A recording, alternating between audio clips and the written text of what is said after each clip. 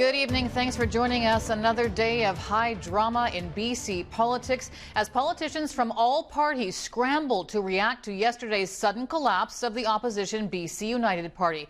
We've got you covered tonight with what it means for island candidates and how voters can start to understand the policy differences between the BC Conservatives and the NDP. First, to give us all the latest on this rapidly moving story, let's bring in Rob Shaw at the BC Legislature again for us tonight. So, Rob, what do people need to know about what's going on?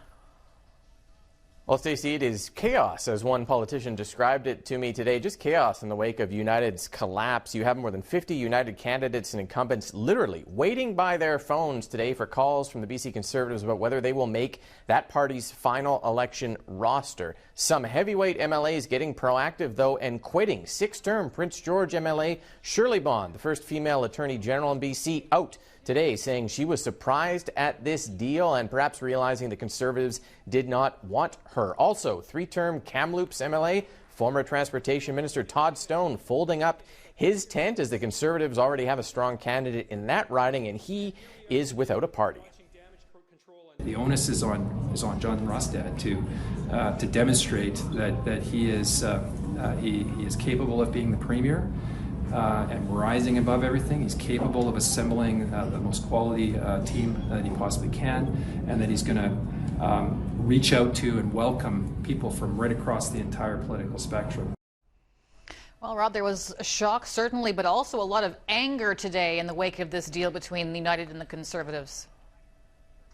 Well, that's right. Fury from several United MLAs who were blindsided by this deal, including Mike Bernier, the Peace River South MLA, and West Vancouver's Corinne Kirkpatrick, who is one of several MLAs actually outraged that they raised money from family and friends and donors these past few weeks, only to have it all disappear yesterday and be told it is the party's money and might actually already be spent. She said she feels like her supporters were ripped off. So mad, in fact, she is considering canceling her retirement plans to run for re-election as an independent in her riding and even maybe taking United to court.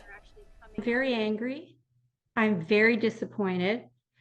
I think that this was done in such a poor way. I'm speechless, as are many of my colleagues. But I really, really am angry. I feel that I was lied to. I was, sold a bill of goods in this last little while in terms of what was going on.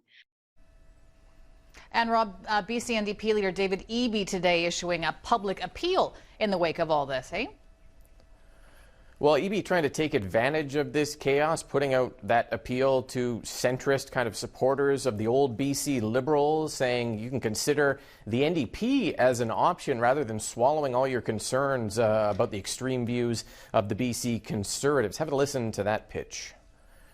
If you are a person who was holding on to BCU and a supporter of theirs, I wouldn't be surprised if you didn't feel like you had a home today. If you are a believer that our province should come together and not divide people on whether or not they're gay or not, or indigenous or not. If you believe climate change is real, we should take action on it. If you believe in women's reproductive rights, if you think cell phone towers are not weapons of genocide, if you think the COVID vaccines don't turn your body into a magnet, then the BC NDP is your home. That's a pretty good pitch, actually, when you put it that way. Delta South MLA Ian Payton telling me he did get a call from Rustad today to join the team. They've had a short discussion. He's got to make up his mind later tonight. On the Eby clip you just saw, Stacey, expect this kind of push towards the middle here, where both parties try to find some of the softer centrist voters who find both of their positions too extreme and moderate their views a little bit as we get closer to the election to pick up those folks who don't think a lot about politics but want one of the parties to reach out to them in the middle.